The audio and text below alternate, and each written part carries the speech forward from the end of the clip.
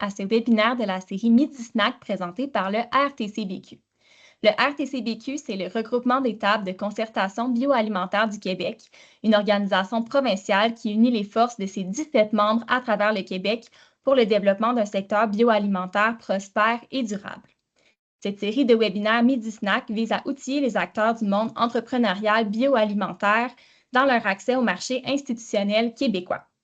Des petits rappels techniques avant de débuter avec nos invités.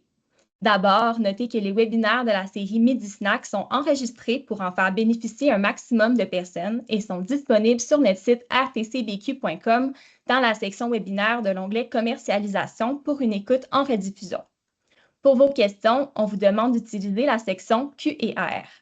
Sans plus tarder, permettez-moi de vous présenter nos invités. Sabrina Réaume, conseillère en développement bioalimentaire au Conseil de l'industrie bioalimentaire de l'Estrie, ainsi que Martine Bernier des produits Lamartine, qui aborde le sujet d'aujourd'hui, structurer et automatiser vos fiches techniques pour le marché institutionnel. Alors, bien, merci. Moi, c'est Sabrina Réaume, donc conseillère en développement bioalimentaire aux cibles conseil de l'industrie bioalimentaire de l'Estrie, mais gestionnaire de créateurs de saveurs. Aujourd'hui, je vais vous faire une présentation sur l'automatisation de la fiche technique, mais je vais prendre le temps. En fait, je vais faire une présentation en deux temps. Je pense que je vais vous expliquer ce qu'est la fiche technique, à quoi elle sert, puis par la suite, je vais vous parler de l'automatisation. Euh, donc, je vais vous partager mon écran pour que vous puissiez voir la présentation. Alors, on va se promener entre le PowerPoint et Canva parce que je vais vous montrer au fur et à mesure comment faire les choses. Donc, évidemment, la fiche technique, c'est un petit outil, hein, n'est-ce pas? C'est une simple page, mais qui comprend énormément d'informations. Et cet outil-là, bien évidemment, ça a des grands impacts au niveau professionnel pour votre entreprise. La fiche technique, en fait, c'est un document qui est quand même très essentiel pour un producteur ou un transformateur agroalimentaire qui veut présenter, commercialiser ses produits de façon professionnelle et pour que les informations soient clairement présentées, facilement accessibles. Que ce soit des informations qui sont techniques, visuelles, logistiques, tout se retrouve sur la fiche technique. C'est un document qui va servir à vous présenter vos produits, à avoir de la crédibilité, de la cohérence et de l'efficacité aussi quand vous allez aborder les différents acheteurs. Une fiche technique a besoin de vraiment beaucoup d'informations. En fait, la fiche technique va servir quand vous avez des produits, par exemple, chez le détaillant, sur vos pots, vous allez avoir une étiquette qui va avoir les ingrédients, le tableau des valeurs nutritionnelles, tout ça. Mais dans certaines situations, on n'a pas l'étiquette qui va avec ce produit-là. Donc, la fiche technique va servir, en fait, si on veut, d'étiquette. Euh, pour s'il y a des inspecteurs du MAPAC, tout ça, ils ont les fiches techniques avec toutes les informations essentielles dessus. Mais c'est une fiche qui va aussi diriger et aider l'acheteur pour avoir les informations qui sont importantes pour lui. Donc, sur la fiche technique, évidemment, on va avoir le nom du produit avec l'image du produit, le tableau des valeurs nutritionnelles. Nous, en haut, dans les fiches techniques, on mettait les certifications, que ce soit une certification biologique ou autre. Ceux qui ont un code GTIN, le code GTIN, c'est le code qu'un produit va recevoir quand vous êtes inscrit à GS1 Canada. Donc, c'est le code barre, finalement, ou le code SAQ, si vous avez une boisson alcoolisée.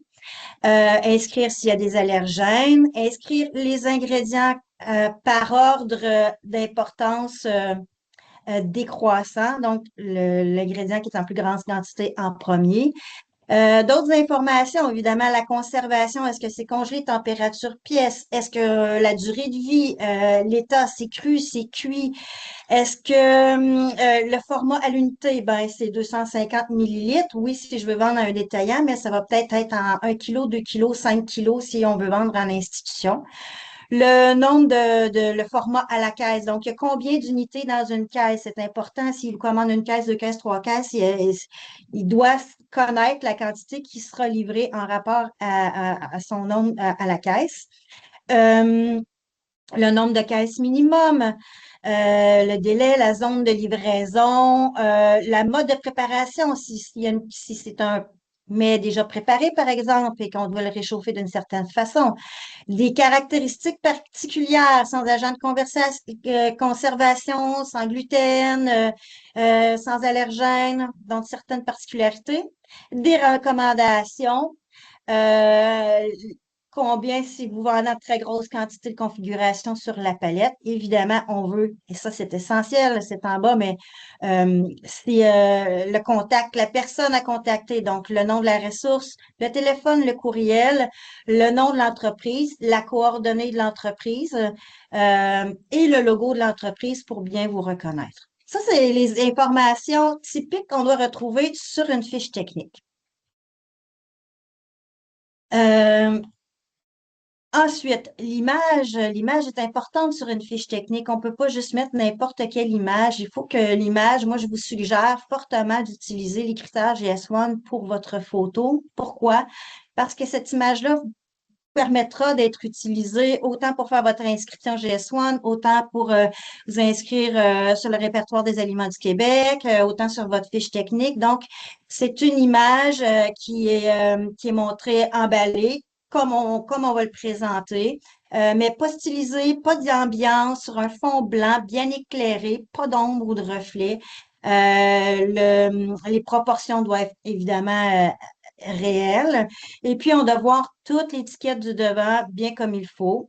De haute résolution parce qu'on ne veut pas une photo floue, évidemment. Puis, si nécessaire, on peut mettre une deuxième photo qui va montrer l'apparence du produit ou sa texture. Donc, ces images-là vont pouvoir être utilisées à plein de fins. Donc, tant qu'à payer un photographe professionnel, ben, faites-le tout de suite de la bonne façon. Comme ça, vous allez pouvoir utiliser vos images dans plusieurs façons. Finalement, ben, cette fiche technique, c'est évidemment plus qu'un formulaire, hein, c'est votre carte d'identité professionnelle pour votre produit. Je le disais au début, ça montre votre sérieux, ça montre aussi que vous présentez une fiche qui est claire, qui est complète, le visuel est soigné. Puis, c'est une bonne façon pour se présenter. Ça montre, comme je le disais, votre professionnalisme, mais aussi que vous avez une constance, puis que vous faites les choses, vous prenez le temps de bien faire les choses. C'est ce qui montrait, je vais juste fermer ça quelques petites secondes. Donc, la fiche technique est importante, pas juste pour les institutions, mais elle va vous servir autant dans le marché de détail, dans la restauration, dans l'hôtellerie. C'est une fiche qui montre votre professionnalisme, qui peut vous ouvrir des portes. Donc, accordez-y de l'importance. Petit document, mais peut vous mener loin. Dans la deuxième partie de la présentation, je vous parle évidemment de l'automatisation, c'est ce que tout le monde attend pour la formation. Il y a deux façons de faire l'automatisation. Moi, je vous présente une façon qui est simple et accessible à tout le monde. Malheureusement, cette façon-là ne permet pas d'importer automatiquement les photos. Il faudrait le faire par mail, par exemple, pour créer des liens entre Canva et Airtable. Moi, ce que je vous présente aujourd'hui, c'est de transformer une grille en fichier CSV qu'on appelle séparé par des virgules. Donc, Canva est capable de reconnaître les données et de les placer aux bons endroits. Donc, je vous repartage mon écran pour vous montrer ce qu'il en est. Donc, pour faire l'automatisation,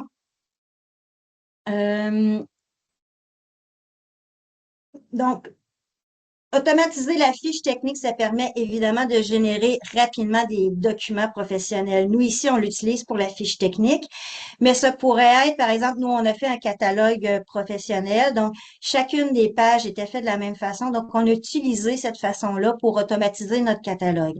Donc, si vous avez des documents, pas simplement la fiche technique, mais tous les documents qui devraient être dupliqué avec un certain format dont tout est fait pareil, ça pourrait être utilisé. Donc, moi, je vous disais d'exporter des fichiers CSV. Donc, euh, on peut utiliser Excel, Airtable, Google Sheet. Vous pouvez utiliser n'importe quel fichier qui vous permette d'entrer des données dans une grille. Tout ce que vous avez à faire, c'est important d'avoir aucun, par exemple, cases qui sont fusionnées, par exemple. Donc, toutes vos cases doivent être au format le plus simple, aucune fusion. Puis, ben, chacune des colonnes doit être nommée. Donc, le nom du produit, l'ingrédient, le format, etc. Puis, il faut s'assurer que tout soit bien uniforme. Une fois que tout votre tableau est monté, que vous avez mis toutes les informations dans votre tableau, je vous suggère fortement de faire toutes les corrections que vous voulez faire avant de faire votre exportation de tableau au format CSV. Parce que c'est beaucoup plus facile de faire des corrections, soit de fautes d'orthographe ou de typographie, que de le faire directement dans le fichier une fois que toutes les fiches sont faites. Donc, vous exportez votre tableau au format CSV. Je vais vous montrer comment on fait ça. Donc, c'est très, très facile.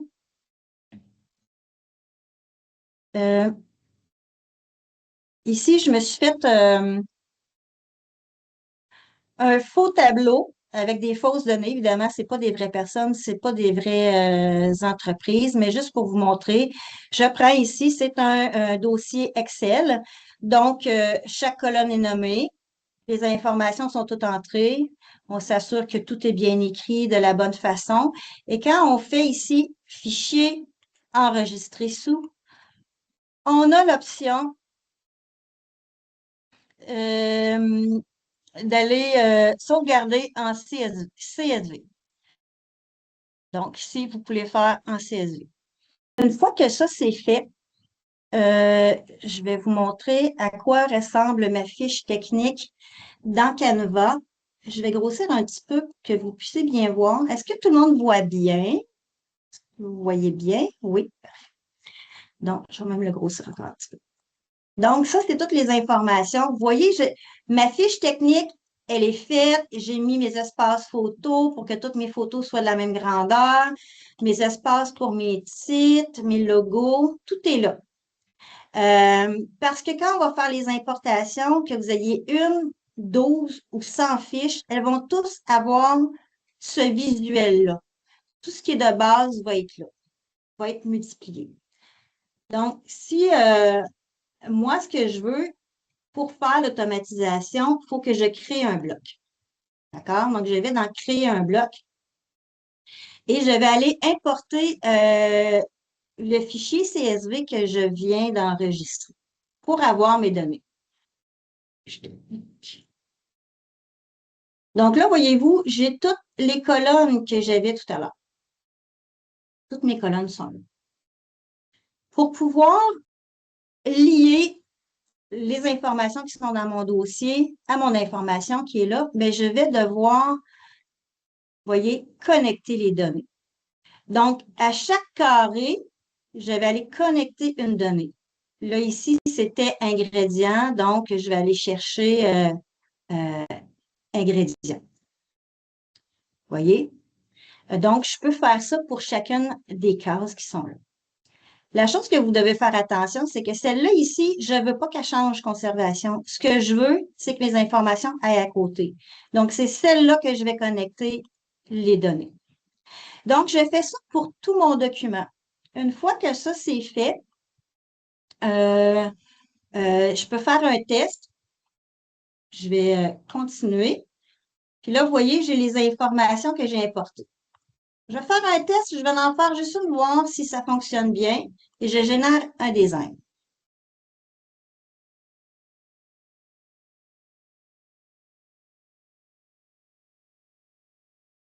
Là, vous devriez le voir, la page d'accueil de Canva. C'est bon? OK. Donc là, vous avez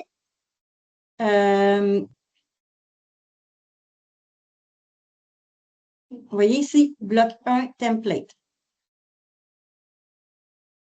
Quand c'est écrit bloc 1 à côté, c'est parce que, vous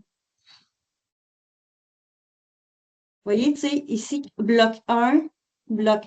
Quand ça c'est écrit, c'est parce que c'est une copie, c'est un transfert qui a été fait sur les fiches.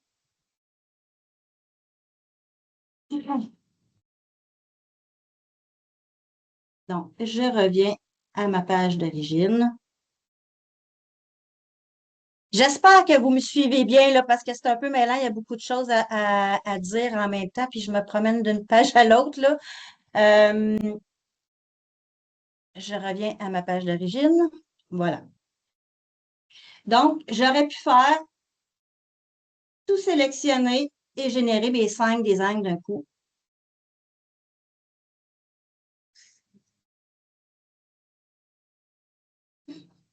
Et là, donc là, vous voyez, j'ai marqué, j'ai toujours mon bloc 1 qui est écrit ici en haut, dans le nom de fichier. Vous voyez, là, j'ai toutes mes informations, 5 fiches qui ont été faites. Donc, euh, ensuite de ça, vous voyez, une semaine, et les noms ici sont différents, pain au levain, biologique, ça fait toutes les fiches de façon différente. Donc, ensuite de ça, ben, vous devez malheureusement importer les photos une à la suite de l'autre. Si vous avez tout ce qui est image, logo qui serait différent, certification, vous allez devoir le faire manuellement. Euh, on pourrait le faire de façon automatique, mais comme je vous disais tantôt, il faudrait utiliser Make faire, pour lier les deux logiciels ensemble. Puis ça, c'est quand même plus compliqué. En utilisant cette méthode-là du fichier CSV, c'est à la portée de tout le monde. Donc, ça facilite beaucoup là, tu sais, on n'a pas besoin d'être un pro là, pour pouvoir le faire. Une fois que le fichier est créé, euh, que vous avez importé en faisant créer un bloc, vous avez aussi connecté vos données pour chacune des colonnes. Prenez le temps de vérifier avant de tout faire les feuilles, que, tu sais, faisant juste une pour voir si tout est bien, si, parce qu'après ça, si vous avez une erreur, ça va bien se multiplier sur toutes vos fiches. Donc, vous vérifiez la mise en page. Puis, vous corrigez bien évidemment au besoin s'il y a des erreurs là, dans votre document. Euh, vous pouvez soit exporter votre fichier en PDF, en JPEG ou en PNG, selon les besoins que vous avez pour l'utiliser. L'avantage de cette méthode-là, bien évidemment, c'est qu'on gagne du temps. Qu'une seule base de données pour générer plusieurs fiches à la fois, c'est quand même intéressant. Vous allez à garder une cohérence visuelle parce que toutes vos fiches vont être identiques. Donc, pour être professionnel, si l'image diffère d'une fiche à l'autre, ça fait pas super sérieux. Ensuite de ça, ben, c'est simple à utiliser. Je vous ai montré une façon qui est simple à utiliser parce que vous pouvez utiliser le tableur que vous êtes habitué d'utiliser, Excel, Google, Airtable ou d'autres. Il y en a d'autres également. C'est quand même rapide de faire la mise à jour aussi. Si vous avez certaines modifications qui ont été faites, de vous retourner dans votre fichier de base, vous faites les correctifs, vous refaites une importation, puis ça règle la chose. Puis, ben voilà, je pense que c'est quand même court, mais je pense qu'on s'en tient relativement à ça. C'est intéressant aussi parce que ben, cette fiche-là peut être utilisée pour vos pages de boutique en ligne, pour d'autres réseaux sociaux, pour une carte professionnelle pour les différents acheteurs. Donc, cette petite fiche a beaucoup d'utilité, une belle, c'est une belle carte de visite.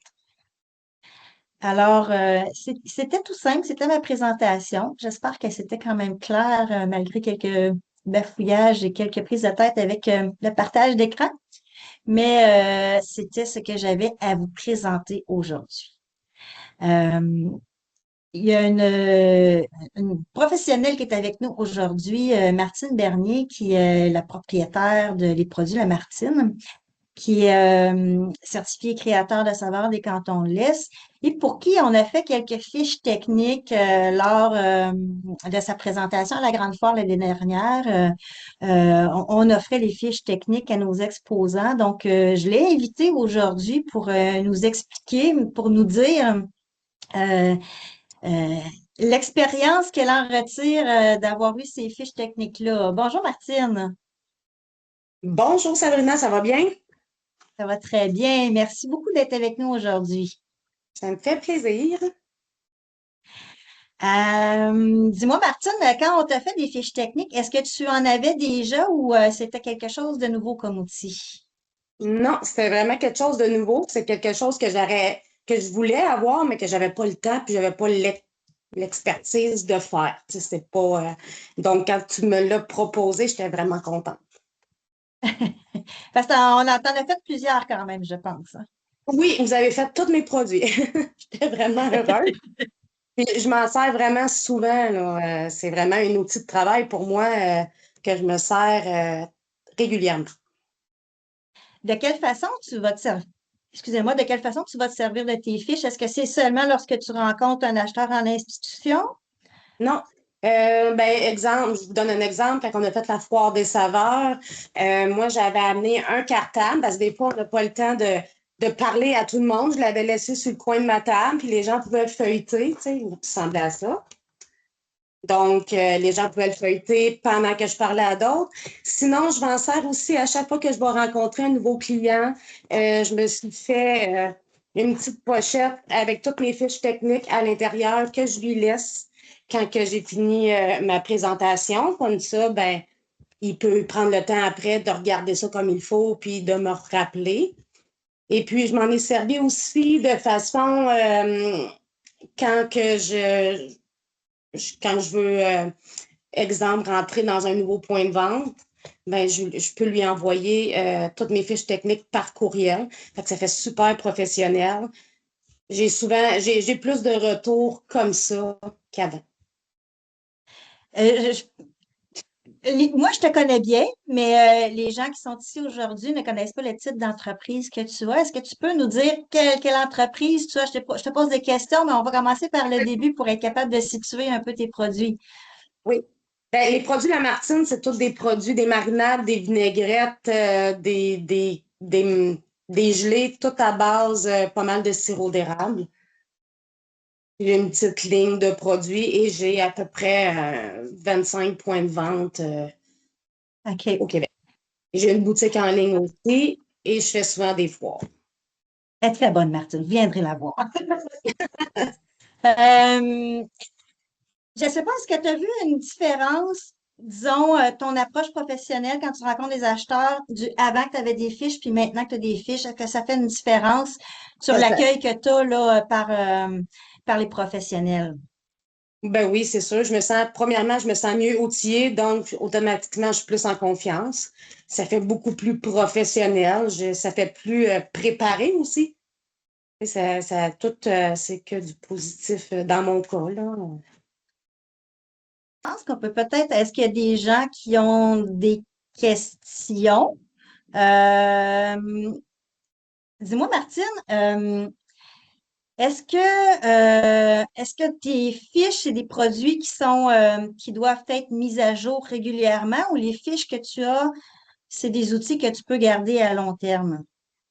Dans mon cas, ça va être des outils que je vais pouvoir garder à long terme, puis j'aurai pas vraiment de mise à jour à moins que ma recette change.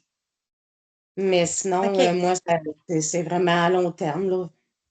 OK, j'ai une question ici. Est-ce bon de dupliquer la fiche technique pour institution quand nous avons déjà une fiche technique incluant microbio?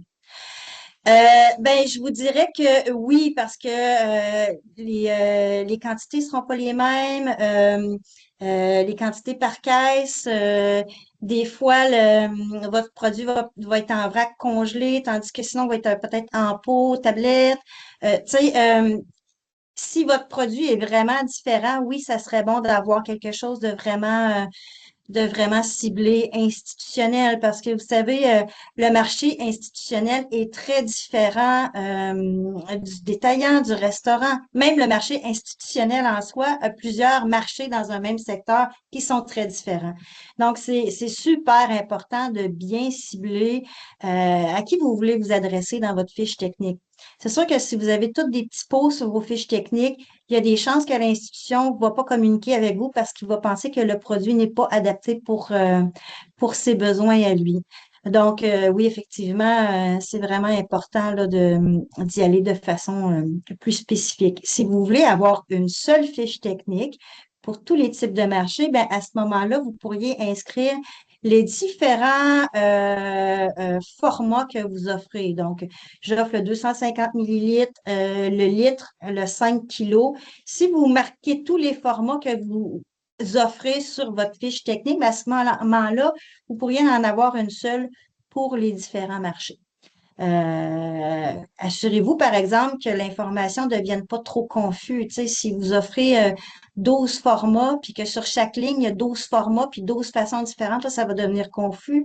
Puis vous allez passer à côté du professionnalisme de votre fiche technique et de la nécessité d'être un outil qui est clair pour distribuer l'information qui est nécessaire à l'acheteur.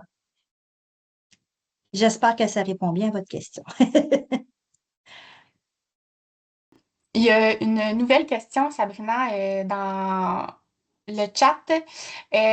Recommandes-tu une formation en particulier pour apprendre Canva? Ben, je vous dirais que Canva, c'est quand même très convivial à utiliser. Il y a des tutos, des tutoriels sur YouTube qui sont facilement accessibles pour Canva. C'est un outil qui est très, très facile à utiliser. Une formation comme telle, pas nécessairement. Je pense que si vous taponnez un peu là, quelques essais-erreurs, puis si vous écoutez une petite vidéo, ça devrait être assez facile là, pour vous de vous y retrouver. Donc, c'est ça pour la formation Canva. Je vois qu'il y a une autre question. Est-ce que la fiche technique est différente de la fiche produit que nous demande, par exemple, GFS collabore ou Cisco? C'est la même chose. La fiche de produit, c'est une fiche technique. Oui, effectivement, les distributeurs vont vous demander cette fiche-là. Les restaurateurs vont probablement vous la demander aussi. Il y a des détaillants qui peuvent vous la demander. C'est pas nécessairement juste quand il n'y a pas d'étiquette sur le produit que la fiche technique est demandée. C'est un repère où il y a plus d'informations disponibles que juste sur une étiquette. Il y a plus d'informations. Donc, pour les commandes, ça simplifie beaucoup les choses. Et moi, j'ai rencontré des acheteurs qui avaient des catalogues de fiches techniques, là, toutes bien classées, puis ils se repéraient très bien là-dedans pour faire leurs commandes. Euh, donc voilà. Une autre chose que je vous dirais que j'ai pas pris le temps de dire, mais nous, quand on a fait les fiches techniques, bon, on utilise Airtable, nous, à plein de sauces. On fait nos formulaires par là, donc ça crée automatiquement nos bases de données. Donc, une fois là, qu'on a fait notre visuel, qu'on a placé tous nos éléments, les photos, les informations, qu'on a connecté nos données dans les cases, ben, une fois là, qu'on a fait nos designs en bloc, là, qu'on a nos, mettons, 96 fiches qui sortent, ben, après, c'est peut-être un 5-10 minutes par fiche pour installer la photo, pour regarder si tout est bien cadré comme il faut, un 5-10 minutes par fiche. Fait que je vous dirais que au bout de la ligne, là, c'est au niveau rentabilité de temps, là, ça vaut vraiment la peine. Surtout qu'on sait que la fiche faut être exactement identique de l'une à l'autre. Il n'y aura pas de.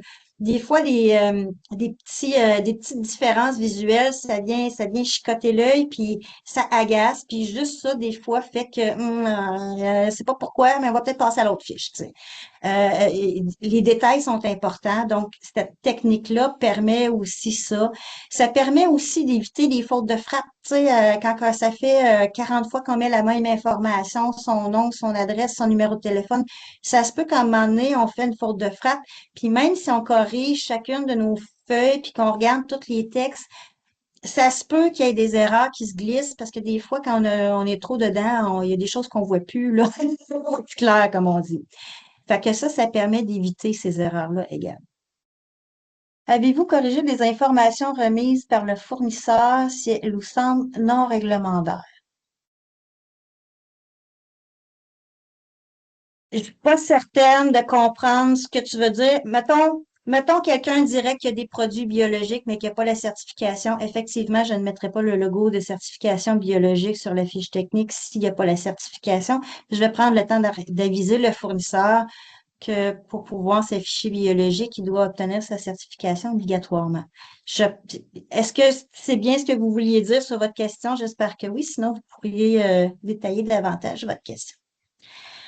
Est-ce que nous devons acheter un logiciel Canva? Comment fonctionne le processus de départ? En fait, il y a une version gratuite qui existe sur Canva, puis il y a une version professionnelle. Moi, évidemment, j'ai la version professionnelle, je m'en sers énormément. Mais même avec la version gratuite, vous allez pouvoir être capable de créer vos fiches techniques sans problème. Euh, Comment fonctionne le processus de départ? Ben, c'est comme je vous disais, vous devez avoir votre tableau avec votre base de données, avec toutes vos informations à l'intérieur. Vous devez aussi faire sur Canva votre visuel, donc placer tous vos éléments. Une fois que ça c'est fait, vous connectez vos données non, excusez-moi, vous importez votre document CSV dans votre logiciel. Je vais juste vous repartager ça ici. Donc, on a notre feuille. On, on met créer en bloc. Ah, là, c'est parce que j'ai déjà mon bloc. De fait.